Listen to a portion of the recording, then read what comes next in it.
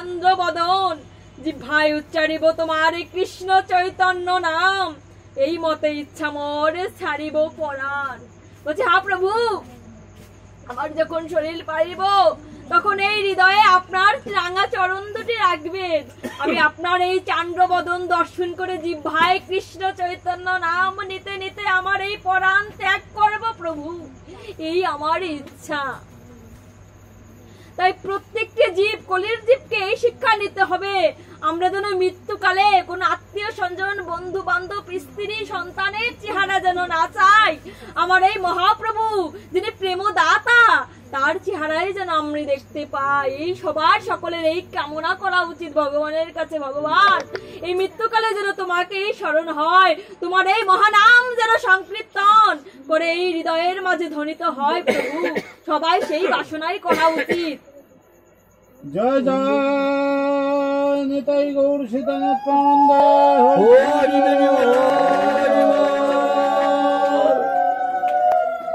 তখন মহাপ্রভু বলছে হরিদাস, তুমি বিহনে আমি কিভাবে থাকবো হরিদাস, তুমি যদি চলে যাও আমি কিভাবে থাকবো হরিদাস। তাই মহাপ্রভু বলছে, স্ত্রী পুত্র বান্ধব যত মরে যায় শত, কেউ তো কার সঙ্গে সাথী নয়।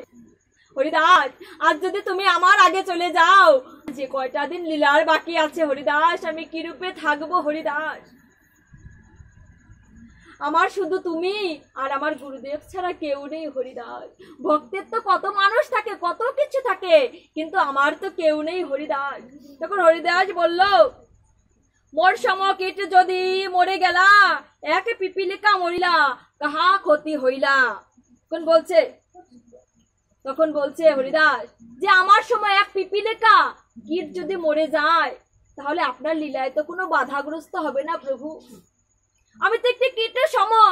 প্রত্যেকটি দিক বলছে, এত দৈন্যতার প্রতীক হরিদাস নিজেকে একটি কীটের সঙ্গে তুলনা করেছে। আমাদের কি বেশি কিছু মনে করা উচিত?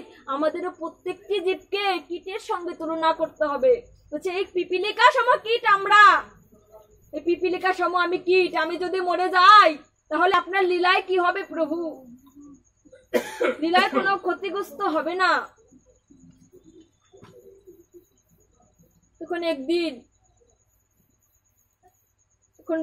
মহাপ্রভু বলছে, ঠিক আছে হরিদাস, তুমি যেভাবে চেয়েছো ঠিক সেইভাবেই জগন্নাথ তোমার কার্যটি সম্পূর্ণ করে যেন। একদিন তোরা ঘোরা করে সমুদ্রে স্নান করে এসে মহাপ্রভু রায় রামানন্দ সার্বভৌম বক্রেশ্বরকে নিয়ে সেই সিদ্ধ বকুলের কাছে গিয়েছে, হরিদাসের কাছে। হরিদাস একটু অচল হয়ে পড়েছে, তিনি বিছানায় শয্যার মতো হয়েছে। তখন এই ভক্তগণকে দেখে হরিদাস নেমে এসে তাদের পদরেণু নিচ্ছে, বৈষ্ণবের পদরেণু নিচ্ছে। আর বৈষ্ণবের করুণা ছাড়া ভগবানকে লাভ করা যায় না, ভগবানের কৃপা সহজে পাওয়া যায় না। তো সবার চরণ ধুলি নিতে নিতে তিনি মহাপ্রভুর দিকে তাকিয়েছেন। মহাপ্রভু অশ্রুসিক্ত হয়েছে। তাই পদকর্তা বলেছে, ধুলি নয় গোপী পদরেণু, এই ধুলি মেখেছিল নন্দসূত কানু। তাই বৈষ্ণবের চরণ ধুলি এত এত মধুর, এত নাম প্রিয়। তিনি কি করলেন? বৈষ্ণবের চরণ ধুলি নিলেন আর প্রত্যেকটি জীবকে শিক্ষা দিলেন যে বৈষ্ণবের চরণ ধুলি ব্যতীত ভগবানের কৃপা পাওয়া সম্ভব নয়। তাই সবাইকে এই বৈষ্ণবের পদরেণু নিতে হবে, কারণ ভগবান শ্রীকৃষ্ণ স্বয়ং এই রেণু নিজের বক্ষে নিজের মাথায়ও নিয়েছিলেন। হচ্ছে ধুলি নয় গোপী পদ রেণু, এই ধুলি মেখেছিল নন্দসূত কানু। তিনি জগৎবাসীকে বুঝাতে চেয়েছেন যে আমি যখন এই ধুলি নিয়েছি, তোমরাও সব ধুলি নাও। বৈষ্ণবের পদ রেণু ব্যতীত আমাকে পাওয়া সম্ভব নয়। এইবার হরিদাস কি করলেন? মহাপ্রভুকে বললেন, হা প্রভু,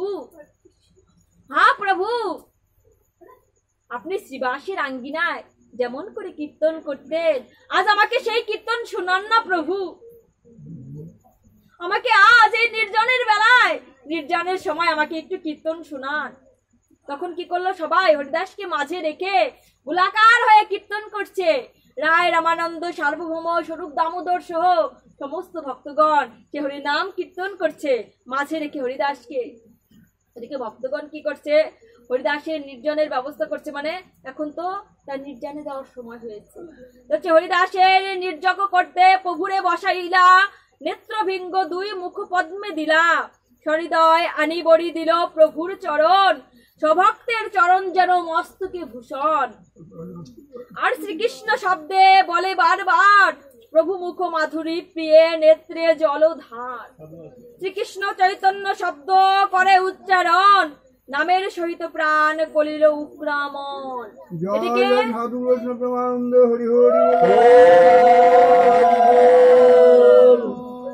এদিকে হরিদাস ঠাকুরের নির্জনের ব্যবস্থা করা হয়েছে, মহাপ্রভুকে তার সম্মুখে বসিয়েছে। মহাপ্রভুর রাঙা চরণ দুটো হরিদাসের হৃদয়ের পরে রাখা হয়েছে। ওই রাঙা চরণ দেখে আর ওই চোখ দিয়ে সেই ভ্রমরের মতো তাকিয়ে আছে, অশ্রুসিক্ত নয়নে হরিদাসের ভ্রমরের মতো চোখ মহাপ্রভুর দিকে তাকিয়ে আছে চান্দ্র বদন দর্শন করতে করতে।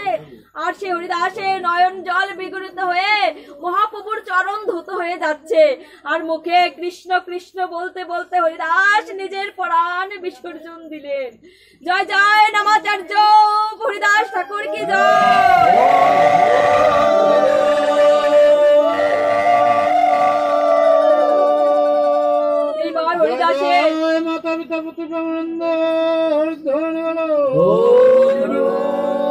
এইবার হরিদাসের নিথর দেহটি নিয়ে কাঁধের পরে করে মহাপ্রভু নৃত্য করছে নৃত্য করতে করতে শরীর দামোদর বলছে, প্রভু হরিদাসকে আমার কাছে দিন।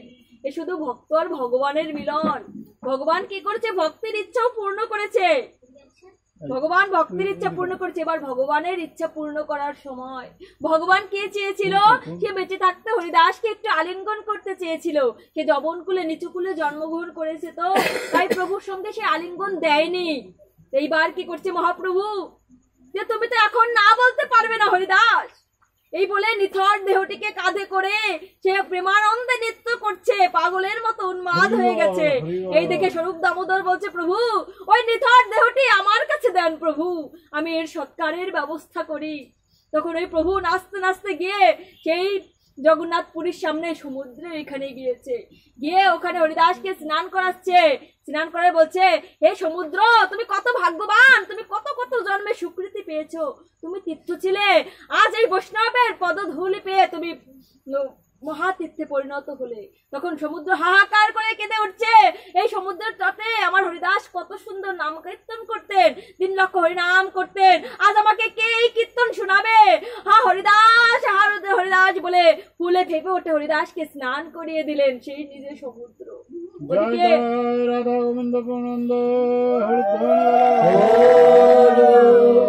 ওদিকে রায় রামানন্দ স্বরূপ দামোদর সে হরিদাসকে সুন্দর করে ফুলের মালা দিয়ে সাজিয়েছে। এবার মহাপ্রভু বলছে যে হরিদাসকে আমি নিজ হাতে সমাধিস্থ করবো, ওর তো কেউ নেই, ও তো জগতে স্ত্রী পুত্র কেউ নেই, ওর শুধু আমি ছিলাম আর আমি থাকবো, আমি ওকে সমাধিস্থ করবো। এই বলে মাটি খুঁড়ে বালি খুঁড়ে সেই এক মুঠো বালি নিয়ে যখন হরিদাসের কাছে দিবে চরণে, তখন দেখছে বক্ষে যখন দিবে তখন দেখছে ওই বালি অত্যন্ত গরম। প্রভু কেঁদে কেঁদে বলছে, হা হরিদাস তুমি ছাড়া আমার যে আর কেউ ছিল না, তুমি আর আমার শ্রী গুরুদেব ব্যতীত আর কেউ নেই। এইরকম বলে ওই বালিকে নয়ন জলে ঠান্ডা করে হরিদাসের কি সমাধিস্থ করেছে।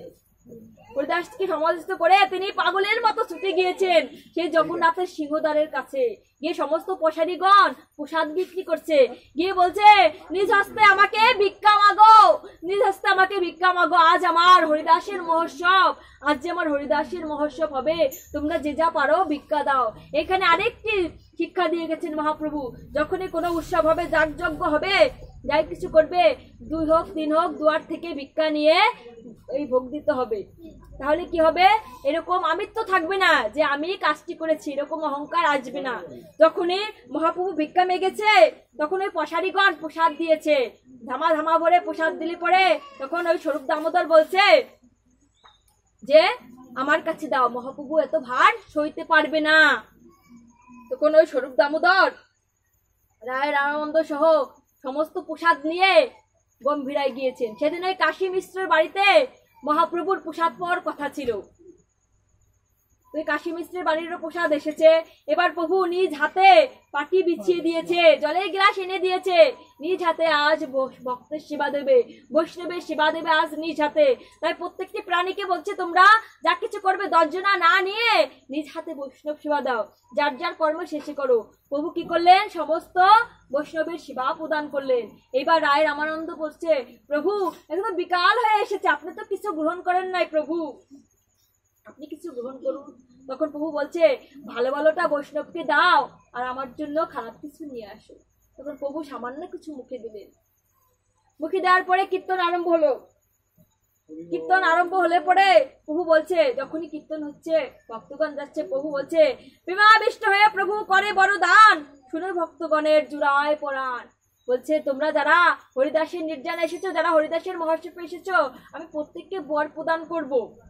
তোমরা যারা নির্জান কথা শুনেছো, যারা হরিদাসের সমাধিতে বালিশ দিয়েছো, তোমাদের জন্য সবাই বর প্রদান করব। তখন প্রভু বললেন, হরিদাসের বিজয় উৎসব যে করিল দর্শন, যে তার নৃত্য করিল, যে করিল কীর্তন, যে তারে বালুকা দিতে করিল গমন, তার মহোৎসবে যে করিল ভজন, অচিরে হইবে সবার কৃষ্ণ প্রাপ্তি, হরিদাস দর্শনে ওই হয় শক্তি।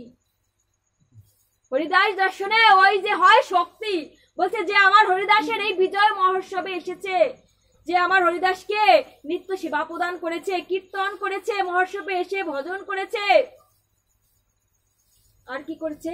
সবার কৃষ্ণ ভক্তি হবে, তাদের প্রত্যেকের কৃষ্ণ ভক্তি হবে। যারা এই হরিদাসের নির্জান কথা শুনেছে, যারা হরিদাসের ভজনা করেছে, যারা মহোৎসবে যোগদান করেছে, বালুকা দিয়েছে, প্রত্যেকের কৃষ্ণ প্রাপ্তি হবে। এটা স্বয়ং মহাপ্রভু বলেছে। আমারও বিশ্বাস, যেখানে হরিদাস নির্জান কথা হবে, যেখানে আমার এই প্রভুর কথা হবে, সেখানে আমার মহাপ্রভু হরিদাস এখানে বিরাজ করছে। জয় জয় নিতাই গৌর সীতানাথ প্রীতি পরমানন্দে।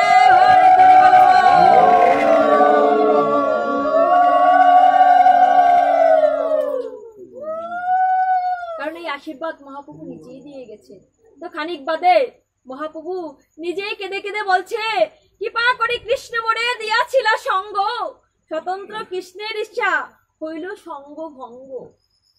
হরিদাসের ইচ্ছা যাবে হইল চলিতে, আমার শকতি তারে নাহিল লাগিতে। বলছে কৃপা করে কৃষ্ণ আমাকে একটি ভক্ত সঙ্গ দিয়েছিল, সবকিছু কৃষ্ণের ইচ্ছাই ছিল, আবার সেই সঙ্গটি ভঙ্গ হয়ে গেছে, সবই কৃষ্ণের ইচ্ছা। আর এই ভক্তের ইচ্ছার কাছে আমি আমার শক্তি প্রয়োগ করতে পারিনি। হরিদাস আছিল পৃথিবীর শিরোমণি, তাহা বিনা রত্ন শূন্য হইল। হরিদাস চলে গেল প্রাণে বাঁচা ভার, 3 লক্ষ হরিনাম কে শোনাবে আর। বলছে আমার এই রত্ন মূল্য হরিদাস ছিল, হরিদাস আমার মাথার মুকুট ছিল। আজ হরিদাস চলে গিয়েছে, আমাকে 3 লক্ষ হরিনাম কে শোনাবে? আজ এই 3 লক্ষ হরিনাম শোনানোর মানুষ নেই, আমার রত্ন হারিয়ে গেছে। মহাপ্রভু এই কথা বলছে। বলতে বলতে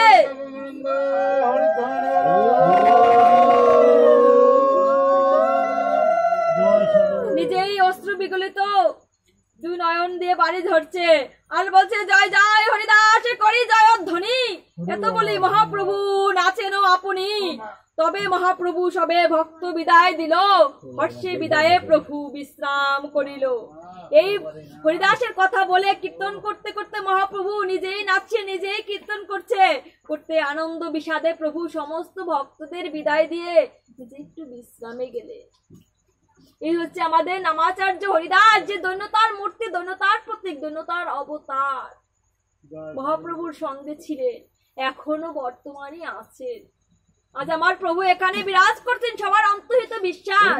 প্রভু আজ আমাদের এখানে বিরাজ করছেন নিত্যানন্দ প্রভু এবং হরিদাসকে নিয়ে। আজ আমার এই মহাপ্রভু সমস্ত ভক্তদের, সমস্ত বৈষ্ণবের নিয়ে এখানে বিরাজ করছেন, এই গৃহে বিরাজ করছেন। আর এই গৃহকর্তার যেন হরিদাসের মতো ভগবানের চরণে ঠাই পায়, এই উনার গৃহকর্তার পিতামাতা যেন আমার এই মহাপ্রভুর চরণে ঠাই পায়, এই সবাই এই একান্ত নির্জনে এই কামনাই করি।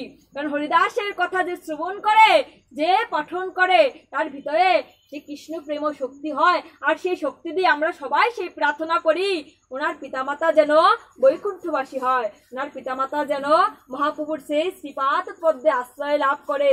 আর এই